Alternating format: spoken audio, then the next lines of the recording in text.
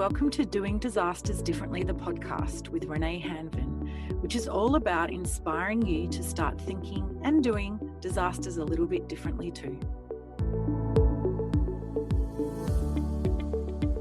In this episode, I'm talking with Lawrence Atkinson from BusinessBM, and we're talking about business networks build resilience.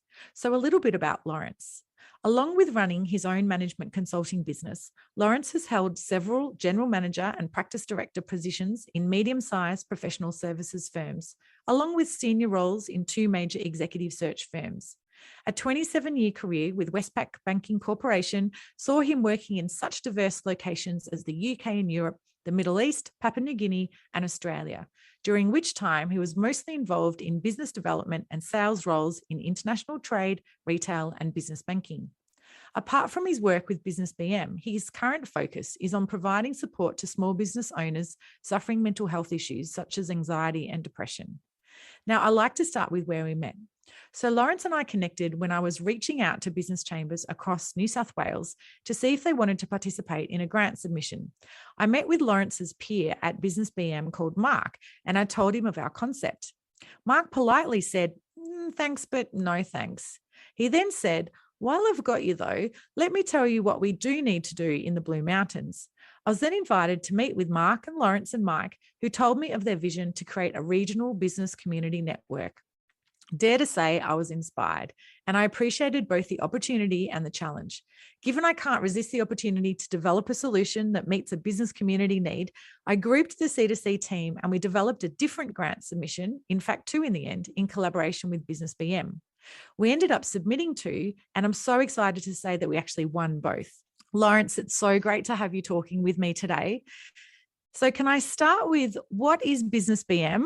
Of course, I know, but just for our listeners, What is BusinessBM and why did you, Mark and Mike, commit to establishing it? Thanks, Renae. Great to be here this morning, and thank you for that question. BusinessBM is a new revitalised business networking organisation. It's actually a company. It's sort of evolved out of the old regional business chamber that we felt wasn't actually achieving what we'd always set out to do, and was a little bit old and stale, and we wanted to be something fresh, vibrant and relevant to 2021 and beyond. So we've been working very hard to develop this, and through the development of it, bring all of the local chambers across the Blue Mountains LGA together into one entity, following the lead that was set by the state chamber in terms of their local chambers agreement Mark II, which they're sort of rolling out, but we've taken a giant leap forward on that, thinking that it was a great time to do this, and largely following the meeting that I had in Canberra in January last year with the Small Business Recovery Forum that the Prime Minister instigated. Lawrence, and I have to say, so since I've connected with you, Mark and Mike, it's been so really exciting to hear all the background, effort and the expertise and the insights in terms of setting up BusinessBM, because it really is a progressive approach to business community networks. And obviously there has been a lot of support and intended support. And I guess, you know, the direction it's heading is so exciting. And for me, as someone who's really committed to that social capital and people building resilience, you know, the business community is such an important part of communities. And I'm really, really excited from a C2C perspective that we'll be able to share some of the journey with you and the leadership that's been set up. Now, you just mentioned that you were the Blue Mountains representative at the Prime Minister's conference after the 2019-2020 Australian bushfires, when the voices for small businesses were flown to Canberra for a forum. So can you tell us about how you got asked and what did you say when you were there? Yeah, it was interesting. We got very short notice that the Prime Minister, in basically what was a first, and actually quite grateful for that, decided to call a small business bushfire recovery forum and getting representatives in from all over the country. Not only were we able to attend Canberra, there was a telephone hookup so people were able to listen in. And at that time, the day before, or a couple of days before, we'd had a meeting of the combined chambers in Katoomba, combined chambers for the mountains in Katoomba, and we came up with a number of issues that we thought would be useful to raise. And it just so happened that I was available to go down to Canberra. I don't think they picked me for any particular reason other than the fact that I was at a bit of a loose end anyway. So I ended up going down there. But it was quite fortuitous that I did, because I was able to meet with Minister Michaelia Cash, and I had a few words with her, which have led on to things that I'm doing now. She was delightful, very keen to hear what we were doing and the messages that we had. And as a result of that initial meeting just before the conference started, once the obligatory introductions had been done, the Prime Minister, the Treasurer, Michaelia herself, she actually turned to me to open the forum as a representative of the other chambers and other people that were there. So the sorts of issues that we took, or that I took on behalf of the Blue Mountains businesses, were issues around clarification from Fair Work Australia in terms of what was a real stand down and what the procedures were, because that was a bit foggy. Thoughts around introducing a trainee levy to the larger companies of Australia to perhaps conduct their training and meetings in fire affected areas, so that we could get some income from those bigger businesses without just asking for a handout. Also, tax breaks to encourage big businesses to decentralize, so they don't all have to be located in the CBD, as it happens with COVID, that decentralization thing.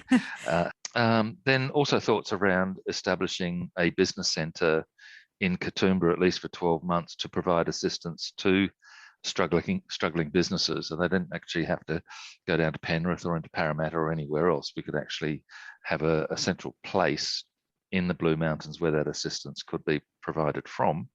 And then consideration of a payroll tax and landlord rent relief to assist small business owners and SME tenants, which sort of has come to fruition some way anyway. But this was the sorts of messages that we were taking specifically, and ultimately were echoed by many of the other representatives in the chamber. So we had hit the nail on the head from the outset, and that was just supported by the other attendees. So I have to say, give yourself credit, because obviously it was quite a strategic and right move to send you along with your list of change drivers, which obviously in the pre-COVID days, and I don't know if we can even remember what those days were, but obviously were needs then. And I think, the COVID pandemic has obviously exacerbated some of them, so that they are happening now organically, if nothing more. Well, that's right. And the other thing was that 2 weeks later, I was back in Canberra attending the Biz Rebuild conference that was hosted and run by the Australian Business Council. Australian Business Council. Thank you. Yeah, and that was chaired by Sir Peter Cosgrove, and that was really interesting and good too. And it was nice that the top 125 companies of Australia were there and willing to support small companies. But in doing all of this and all of the work that we were looking at doing, it's all sort of been overtaken by COVID. It was a great start and a great preparation for what became an even bigger disaster. Yeah. And the Biz Rebuild initiatives have been so wonderful, because giving the vouchers out on the ground to the business owners, I've often praised that strategic approach that they've had as well to help businesses, because I think, I've often mentioned that businesses, in particular small businesses, have been, I guess, the forgotten stakeholders, and it's the bushfires and COVIDs that have really showcased that they are absolutely fundamental. That's right. And part of the strategic objective of BusinessBM, overriding everything, is a desire for us to be able to develop better businesses. The people that we're hoping to have as members, and there's 5,500 across the Blue Mountains, our overriding objective is to help them become better businesses in all aspects, and resilience and disaster is a very important one, but it's not the only one. But in terms of what we're talking about now, right up there, top of the list. Yeah, 100%. I absolutely agree. And I think keeping business in business is great for the business owner. It's great for their employees. It's great for their customers, suppliers, and it's great for the community, because if for you don't everybody. have, Yep. if you don't have those businesses in business, then those goods and services are not, readily available in the communities as well. So from the bushfires, so if we go back to, if we can sort of take our minds directly after the bushfires, what were the major impacts of small businesses immediately, during and after? Well, in terms of the Blue Mountains, a lot of businesses just had to close down. They're reliant on income, and we've seen this with COVID. The business owners feed their families from the income they receive from the businesses that they offer, the products and services that they provide. So if your doors are closed, there's no opportunity to create an income. So you've got to live on your savings. And if your savings are not particularly bright, then there's a worry. Some people don't have that savings. Some people have got overdrafts and business loans, and all of a sudden they're expected to be making those repayments when there's no income coming in. So I went straight from Canberra on that day. Actually, I can remember it very well. Drove back from Canberra from that meeting into a meeting in Lura, where there were about 200 businesses represented. And it was, what are we going to do? How are we going to handle this? What is the council offering? What are the federal and state government people doing? And nobody really had an answer at that stage, other than to, find out what we can do, if we can get some support, if we can get help happening quicker, delays in grants and things like that, which always happen because nobody's really expecting it. So that it's just something that's not planned for, which is again, right right on your desk, as it were, in terms of having that planning available. I can recall while I was up there, I visited a business out at Bilpin, and Michaelia Cash was actually on the other side of the road visiting a business there. I didn't know that till later. But the business owner was too busy to actually do any applications for grants, because she was just trying to keep her business alive. The apple orchard out the back had all been smoke affected, and her skill set was not in filling in forms for grants. And that's the other thing. That's, business owners that are in business because they're good at what they do. They're not necessarily good at the other things that are needed to be done in business. And that gets back to, again, what we're trying to do with Business BM, is to provide those skill sets and open people's eyes as to what they really need to do. But if you're there making product, but you've got to put aside an hour or two to fill in what can be a complicated form, just to get some money, then it's not an easy process. So help around doing that, or even if it was to happen again, for us to be able to provide somebody or some people that were able to do the form filling because we're familiar with it. Lawrence, the grant side of it and the filling forms, I know there's definitely work happening at state levels, in particularly around that, because and when you're in a traumatic, or you've been dealing with a traumatic situation, you're literally watching your business crumble overnight. You're in the apple orchard trying to, do what you can in a craft that you love. Filling the forms is just not, sometimes it's not even possible for a mental aspects. Absolutely. So we've won a couple of grants, which I mentioned in the introduction, which we are so excited to be delivering, and really appreciate the New South Wales and federal government grant programs who have funded these. So the first one we won is under the BCRRF program, and we're running a 2-year project to build connections and resilience in all businesses across the Blue Mountains. Why is this project important for the region? I was going to say we're a unique region. We're not unique in a lot of senses, but we are basically across an 80-kilometre ridgeline of the mountains in almost a straight line. So it can take you an hour to get from one end to the other. And so what we're really wanting to do is build connectivity and collaboration across all aspects of our community. So that means local government, it means business, and it means just the community in general. But a lot of businesses are there. They provide support to the community in a lot of ways. They provide employment, but it's often the businesses that schools and other community groups go to for sponsorship, support the Rural Fire Brigade and other things like that. So in terms of the Blue Mountains, what we are looking to do, and why this program is so important for us, is that we're looking at it as a bottle of glue, if you like, a bottle of glue that we can use to bring everybody together, that we can use them to start feeling as one community rather than a number of communities dotted across the ridgeline. So that's really, really important. And in building that community, providing a community sense of resilience or a global sense of resilience for that community, rather than just individual local communities that see themselves, one end of the mountain can see themselves separate to the other. We want to bring them all together because, it's that old saying, united we stand, divided we fall. We're all about unification.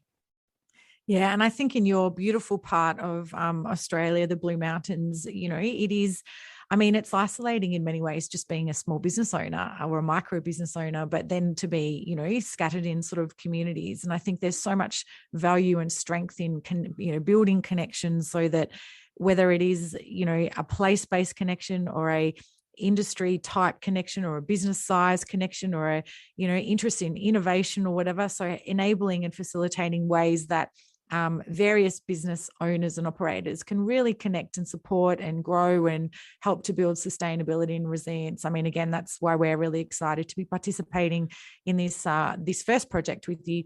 Now, I talk often about Professor Daniel Aldrich and his work on disaster resilience from a social capital perspective, because I like to say businesses in communities are absolutely assets, particularly when it comes to bridging social ties, which is one of his 3 social ties categories. So what value do you see businesses offer when it comes to community resilience and building community connections? Well, it's often that, as I said just a minute ago, that the businesses provide employment, they provide variety, they provide diversification in all the different things that they do. It's that diversity, that wonderful opportunity to see different things that a business community can bring to a community, and in bringing them together, having the different skill sets that each of those businesses provide, whatever it is that they can do, bringing them together in a way that not only builds the community connection, but uses those skill sets to develop the resilience. Because I might have a skill set that Mark doesn't have, Mark's got a skill set that Mike doesn't have, but the 3 of us together, we've got a combined skill set that we can use that is much, much stronger than us in isolation. So if you apply that sort of concept across the business community and use that to develop a sense of resilience to whatever disaster. We're talking about bushfires, that's been topical, we've got COVID, but don't forget, on the opposite side of the coin, snow and ice can also affect us, particularly with one road in and one road out. There's a lot of other things can affect a community. Yeah, 100%. In fact, I've seen some of the snow out west of the Blue Mountains, and wow, it's pretty amazing. It's a bit like being in Eastern Europe. Now, given we've obviously, there are all types of disasters and hazards to impact, but let's just say what's happening now. So you're in a COVID lockdown in New South Wales. So how the Blue Mountains businesses have had the bushfires, and then they've had no fire damage necessarily to the from the bushfires in some communities, but then they had no tourists, and now COVID, there's no tourists. So how are the Blue Mountains businesses responding? Look, they're responding as best they can, I think. They're all looking at ways of what can we do now? Not an awful lot when we're in lockdown. The tourists aren't coming. So some businesses that are reliant on not only our domestic tourists, but international tourists are really, really suffering. They've had to close down. They've got mouths to feed. They're like families up there because of that area. And so they're hurting. There's an awful, awful lot of pain. But having said that, they're also very resilient in their own way. So they're looking forward at what next? What do we do? What can we, what can we do in terms of building resilience? But what do we do when the mountains are open again, when the COVID restrictions are lifted, when we start to get people back? What are some of the things that we can be doing in preparation for that? So taking a look forward, and maybe this is the first time people have taken a look forward, and maybe that's a good thing in terms of, well, we haven't done it before because we've being Australians, we've always sort of thought she'll be right, mate. But the reality is she won't be right, not unless you plan for it. And we have to be planning for it. And one of the great things that is coming, and I've mentioned this in some circles previously, without actually knowing the detail, it was just an idea. But the thought that we're going to have an international airport down the bottom of the mountains with 60,000 jobs there, a lot of those jobs will be filled by people in the mountains. A lot of the tradies will be used from the mountains to build it. Not only that, we then hear that they're setting up a Hollywood type environment up there where our creatives and our mountains are full of creative people. I'm going, yippee, wahoo, look at this. There's a whole new development of creative opportunities for our creatives in the mountains. And they don't have to travel that far if they've got to go down the hill. But why would they need to do that, given that we've all learned to communicate via the internet now, using the forum that we're using even.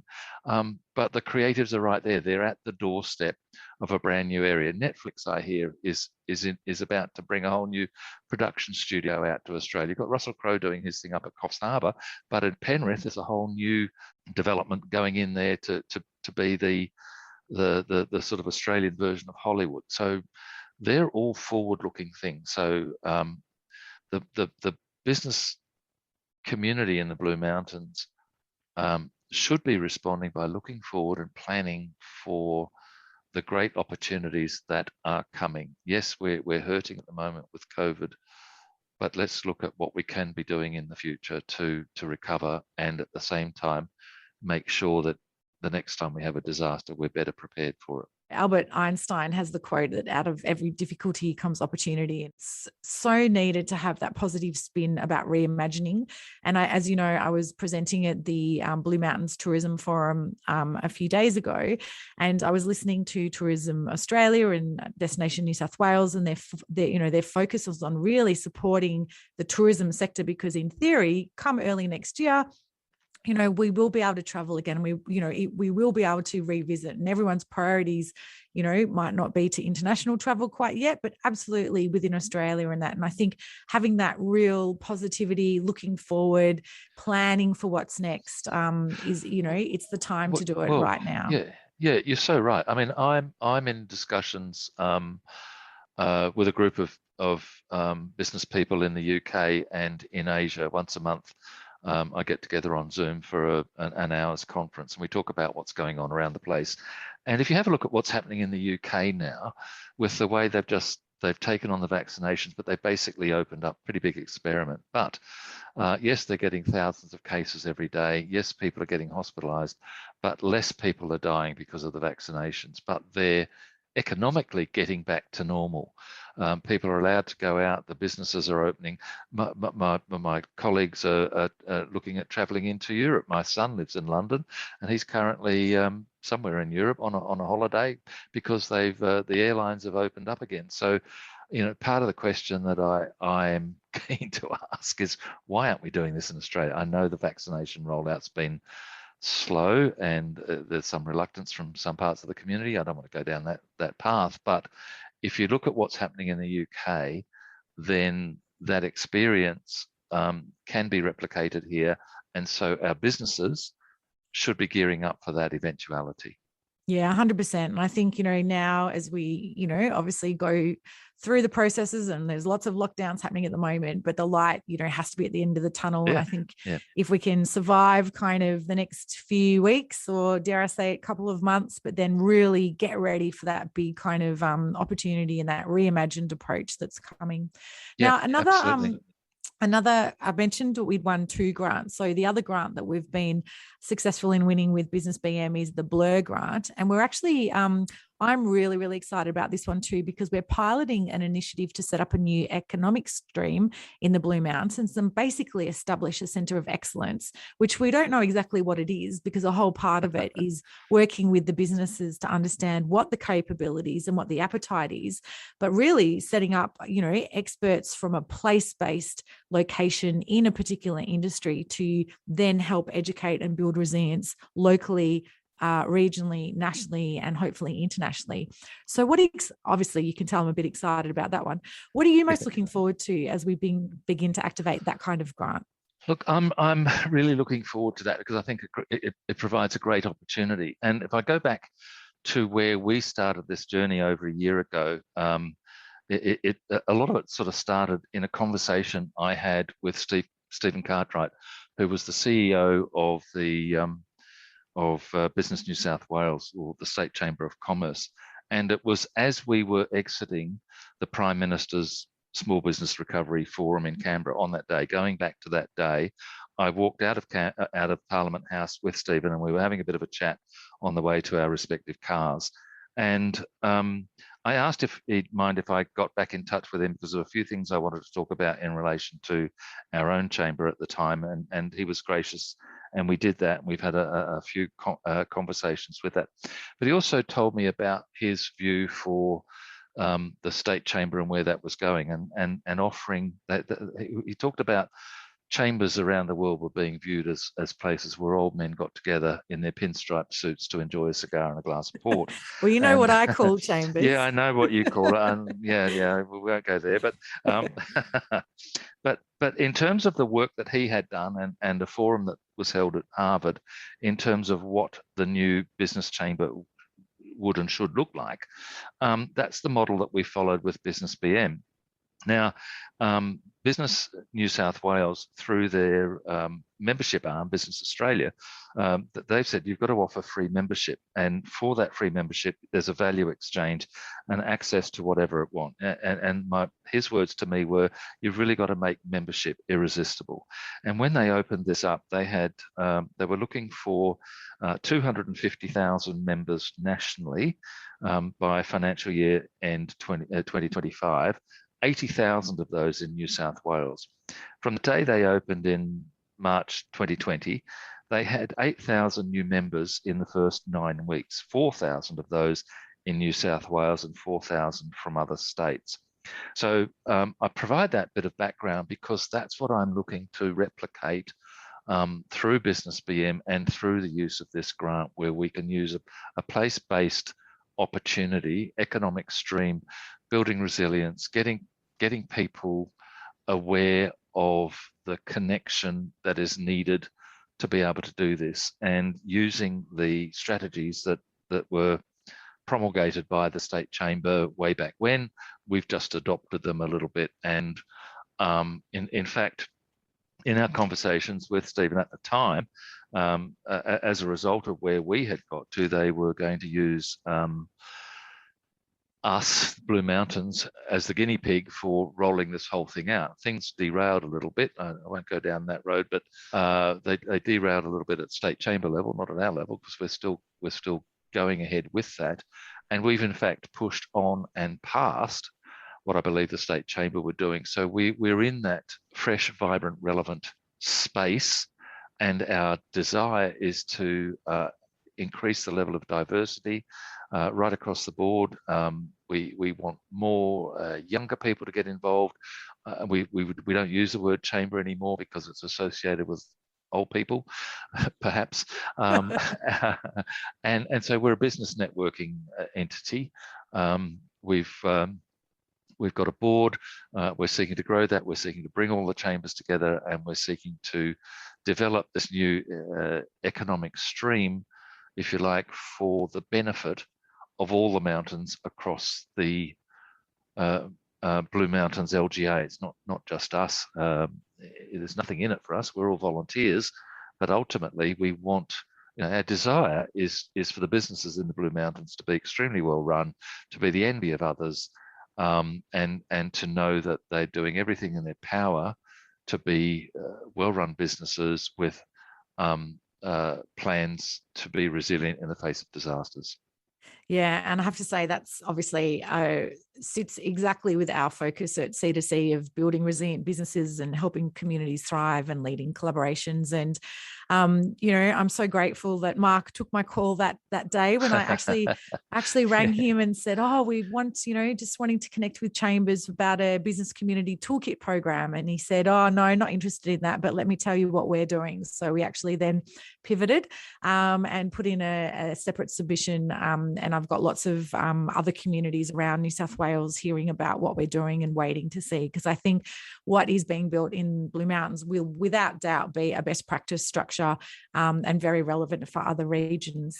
So that's what we're aiming at. Another one of our overriding guiding principles is that we want to be an example of a well-run business. So even though one of our goals is to have our members as well-run businesses, we want to set the example, and when they look at us, say, yeah, that's a well-run business. We need to replicate that model. Yeah, definitely. I mean, you learn from peers, don't you? So peer-to-peer learning. Absolutely. So if we can set it up and then we can seed it across, absolutely. So Lawrence, my final question is always the same. So what would be the 2 things you'd like to be done differently in the disaster space? And it can be anything. Okay. Only 2 though. Done differently. I don't know what they've done differently other than maybe just done.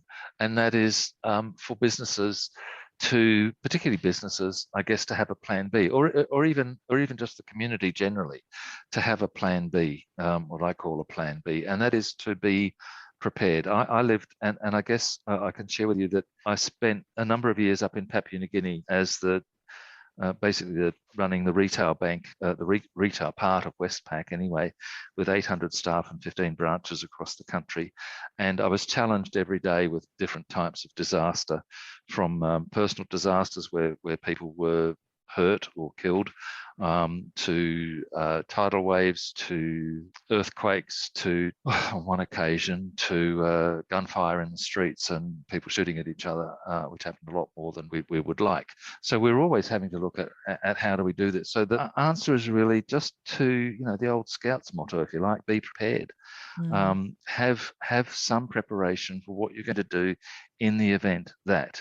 I'm working in the mental health space at the moment, and a lot of the issues that I'm dealing with, we talk around the intolerance of uncertainty, and there is an awful lot of uncertainty around at the moment. And the way we deal with intolerance of uncertainty is by preparing for those things or becoming more skilled at what the issues might be. So that's again getting that plan B in place. You wouldn't, for example, go out and drive your car if you knew that you had a flat tire. You'd have the spare tire. That's a plan B, having the spare. In your business, what are you doing in your business or in your community that if something happens, you can continue to run? And that might mean having an efficient internet service from your home as well as your workplace, rather than just your workplace. I've seen that happen. People have a great internet service from work because that's work, but in the event you've got to work from home, there's no internet service. So they're then hamstrung because they can't provide the same sort of facility that they were providing from their office. Yeah, there's some great, I love those. So just do things and have a plan B. Absolutely. I mean, a plan B is exactly what we talk about every day. And it's a lot of those simple things like we were talking earlier about, you've got 2 computers or 2 laptops, because if one doesn't work, then you've got a backup. So it's just those little simple things. Yeah, it's like, and maybe I'm a little bit over the top, but not only do I have cloud storage backing up all my data, but I've also got 2 hard drives. Oh, I do too, Lawrence. You're not the only one. People think I'm absolutely nuts. My partner, Nick, thinks I've lost the plot, but I'm like, nope, you never know. No, you just never know. That's right. Absolutely right. And I guess that's born out of experience also. So the thing is just to have a think, in businesses, there's so many businesses who don't actually have a disaster recovery plan or a business continuity plan, thinking, oh, well, it won't happen to me. But the reality is you don't know that it won't. Yeah. You can't make that assumption. And if you do, then there's a danger. You call it self-insuring, really. Can you afford the premium to self-insure, which is basically a loss of your business? Correct. And we always say disasters don't discriminate. So Absolutely. it's going to hit where it's going to hit. Lawrence, thank you so much. So today I've been talking to Lawrence Atkinson from BusinessBM, and we've been talking about business networks build resilience. Thanks so much for joining me, Lawrence. Talk soon. Thank you, Renae. Thank you. Thanks very much. That's the end of this episode of Doing Disasters Differently, the podcast, which I hope you found to be relevant, informative, and inspiring. If you're interested in participating in the conversation or to connect with me personally, please visit corporate2community.com. Until the next episode, stay safe, and remember, we all have a role to play in thinking differently and doing differently before, during, and after disasters.